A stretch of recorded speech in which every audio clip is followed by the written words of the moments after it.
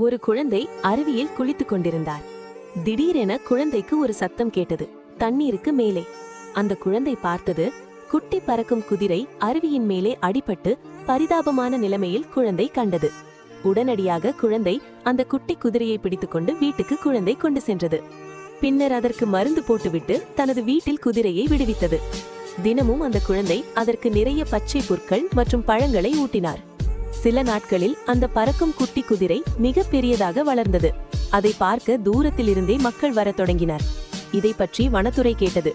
வனத்துறை அதிகாரிகள் உடனே வந்து அந்த மிகப்பெரிய பறக்கும் குதிரையை பிடித்து ஒரு பெரிய வாகனத்தில் ஏற்றிக்கொண்டு சென்றனர். அதன்பின் ஒரு நாள் கடுமையான புயல் வீசியது. குழந்தை மூழ்கத் தொடங்கியது.